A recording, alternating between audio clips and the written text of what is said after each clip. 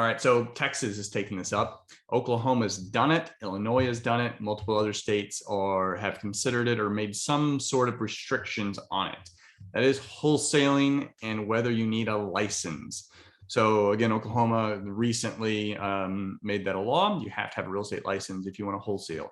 Texas, the TREC, Texas Real Estate Commission, has now taken up the subject again, polling the public on their thoughts, their experience when it comes to wholesaling. And if they put that question out to realtors, which they did, you can only imagine what their thought was on the process on wholesaling. So the question is, should you, as a real estate investor, get your license? Who wants to jump in? I'm going to be on the opposite side of all of you, and I know it. Yeah, go for it. So first off, I almost agree with, I would like to see more people have some sort of license or something like that to conduct a wholesale aspect. All right. And most people I think would disagree with me on this, but here's why. Is unfortunately, and we saw a big spike in this in 2017 and 2018, was suddenly everyone had a mentorship program. Everybody. You turn the corner, there's brand new RIA, brand new whatever it is, and all of their mentorship programs, RIAs, and not just in Texas, but across the US. And you got to remember, is I work in every single state. Last week I was in Atlanta. Next week I'm in Virginia. And 2 weeks from now, I'll be in Ohio, right? So I travel and I have to see all these RIAs. And every one of them, you take $10, you put it down, you do a wholesale deal, you make $1 million. So what happens then is we get all these people that sign up, and you get 50 people out there that are trying to do one wholesale deal. And it eats away everything. And they're terrible wholesalers. Now, unfortunately, this sucks for the guy that's good. If you have a good wholesaler, someone who's genuine, someone who knows what they're doing, man, that guy is gold, right? That person is gold to you. This is someone that probably spent the time 2 years knowing it took a year or two to build a good buyer's list. Right? They've been a contractor. They know how to vet a proper deal. So when they put it under contract, they're not trying to wholesale it to you and make $75,000 on one deal. Nah, come on, man. And I think if something like this did pass, you would see all those 50 bad wholesalers leave and you'd have that one good wholesaler left. The one good wholesaler, that's not going to scare them. They probably already have a license, to be honest. Most of the people on here have some sort of license as it is, and we're all real estate investors. So for those of you out there who probably are like, no, that sucks, they shouldn't be meddling with it, I'm going to play the other side of the fence. So now I'm going to go hide. I don't think you're going to get the pushback you were expecting. Who else wants to jump in here? Go ahead. Alone. Yeah, Derek, you're not alone. I feel the same way. I mean, I'm licensed. I've always been licensed. But, I think there's so many people out there that are unfortunately unscrupulous, and they will ruin it for the majority. If that's the way it needs to be, then, because you disclose everything anyways, but as an agent, you really have to disclose. So to me, it's really no different. You should be disclosing. And having a license, it doesn't hurt you. It can only help you. So that last thing, you said two things, Luke, I really want to dive in on. The first thing you said was you have to, you disclose everything anyways. And then as a license holder, you have to. So, but the first part of that is, no, they don't. Like the good wholesaler does. And I really have no problem with that. But a lot of them, man, they're going to do and say anything they can to get you to sign that contract that may have unlimited automatic extensions of closing date and tie up a property that they have 100% zero financial ability or intention to ever close. I really, really, really would like to have an attorney answer this question. And I actually would love to see this litigated. For an attorney to litigate a wholesaler, a large operational wholesaler that is not, obviously the good one's cool, but one that's doing this at scale and being not above the board, not ethical. And I would love to have the question in the courtroom and say, Mr. Wholesaler, of the last 150 transactions, how many have you closed on? And if the answer is 0, I'm just wondering from a legal question, how can they now prove that they were ready, willing, and able to close? It's just, I don't know, interesting. But anyway, I don't know if you had any other thoughts there. Sorry for interrupting. Well, Chris, so actually on that, there is a court case, right? And it's under IRS publication 262064975. Boom, Right. look that up. Yeah, I so and I'll remember put that that in the chat box for all of you, but that was 262064975, right? And you're gonna look at subsection C, additional subsection E and C as well, which just talks about providing services and your intent to kind of go through a specific investment. And what really happened is someone leveraged the retirement account to do a whole bunch of wholesale deals. And the court case came down and said, well, what was your intent on each individual investment? And it really came down that their intent was never actually to close on each deal, but their intent was always to sell the contract. And what ended up happening is every single one of the deals they did, and in a total time frame, they did 64 of them. What really ended up happening is the IRS said, hey, well, all of these now are going to be taxed at a different bracket, right? We're going to label it over here. Well, what it did though, right? Because all that was just for taxation purposes. And really though, it came down to the one thing was what was their intent? Yeah. And Was in their Texas, intent you to have to close, have. or was their intent just to sell a contract? Yeah, yeah. And in Texas, when they affirmed wholesaling a couple of years ago, that I'm a was nerd. that was one of the stipulations is you have to be able and your intention to close on it. It's okay to sell your interest. In case, other thoughts here. I get some thoughts beyond this, but I'll let y'all chime in. The bottom line is whether what my thoughts are really are irrelevant. What people need to be thinking about if you're an unlicensed wholesaler is that, you know, somewhere between 50 and 60% of all real estate transactions are done off market, right? So what it boils down to is money. So number one is it's coming down the pipe. Like it's going to happen because there's a substantial amount of money from transactions, over 50% somewhere, that could be running through a brokerage, that could be money could be going through the hands of brokers. So I guarantee, you know, NAR has more power than the NRA. So it's likely eventually going to happen in every state.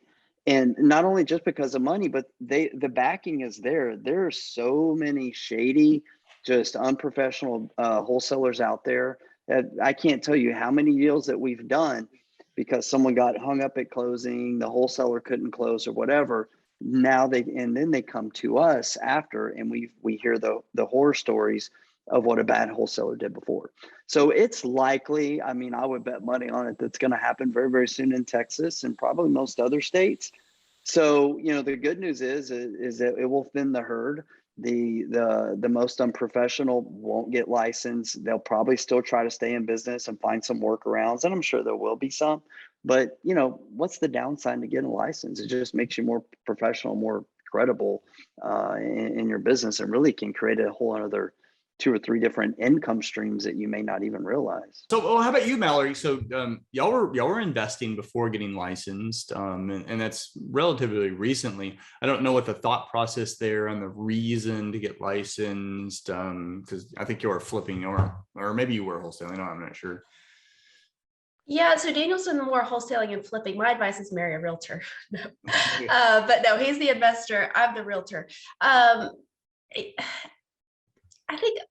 I think it definitely helps to have quality understanding of contracts and just the legalities to this. This is a big deal because it's people's money. Like you're putting them in a position of understanding that they're actually going to sell this property, and you got to do it right. And you know, Daniel and I kind of work twofold on that. I think he does a great job. He's not licensed. He does all that, but can lean on me at times for just contract knowledge and different things, and mostly does more flipping than wholesaling.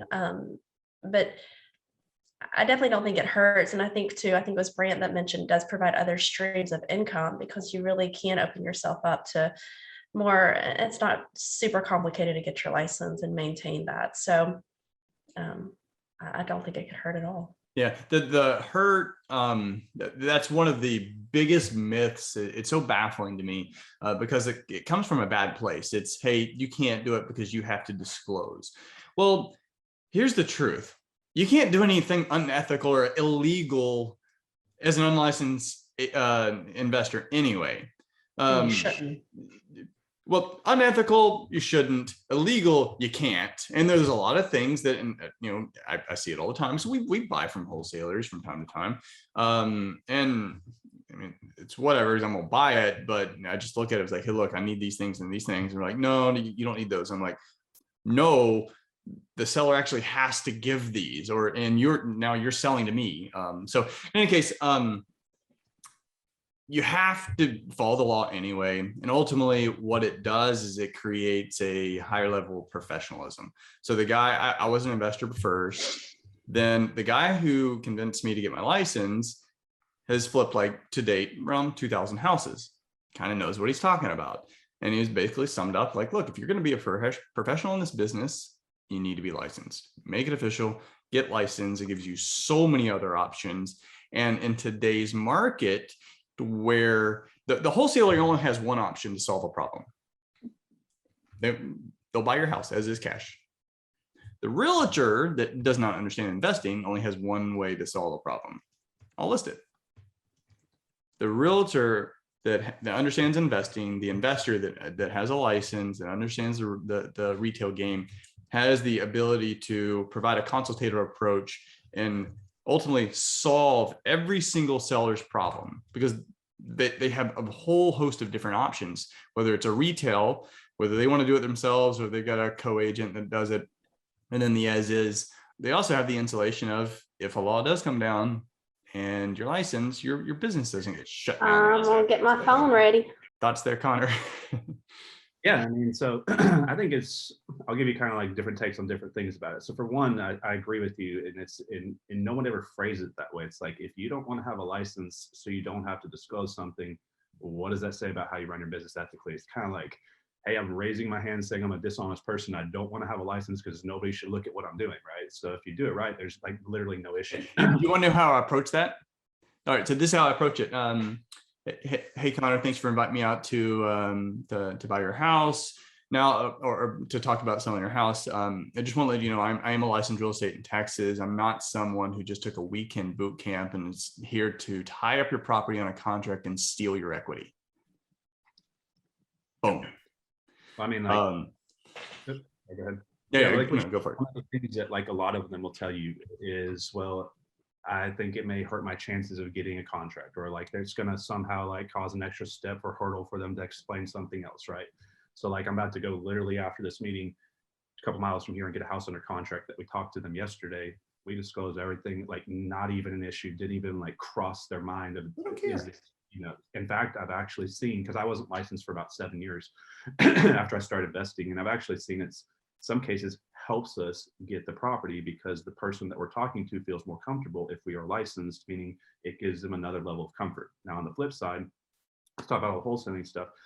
Like you should never wholesale property unless you would have closed on that property yourself. And so by forcing people to now be licensed and also, like to raise their own money, they're gonna, like, if I had gotten all the wholesale deals back into my life and had been able to keep those properties, I figured out early on for years, I'd have over $7 million more just on the equity appreciation of what a lot of those properties are worth. So that's another reason.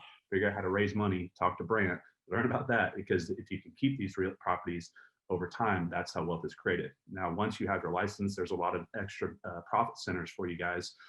Now, when you buy a rental house, guess what? If that person's moving geographically restricted in the same market, upgrading or downsizing, that's an extra commission on the back end. All those low equity leads that come in on the front end where they want $500,000 for a $500,000 house, that's a big commission right there. Be potential every house that you guys buy, if they move into a different market, that's a referral deal. You can connect them to another agent. So there's a lot of different ways you can increase your income, and it's going to be substantially higher than the risk that you could create. So in the beginning of my career, I was, I don't need a license, I'm anti-agent. And then I changed that mentality midway through, and it's been a game changer for us. So I think it's a good thing. And also for you guys that are investors, which is people I consider closing on properties, actually investing money, not just flipping contracts. This is going to be a big opportunity for all of us that actually have the ability and put the extra time and the skill set of raising capital, because think about where the mass inventory levels come out of the marketplace. It's not like the few companies doing mass volume. There's thousands and thousands of new investors coming in doing onesies, twosies, 3, 4, 5 deals a year. That takes a huge percentage of the marketplace out. All these new wholesalers, right, that do 1 to 5 deals a year. If you took all those out and now you have to close on properties. Think about now the market share, the inventory levels that were there before, about now how many people are now not able to do these deals because they can't raise money or they're not bank financeable. So that's going to increase the opportunity for us, the people that can close on the properties. So start raising money now is what I would say.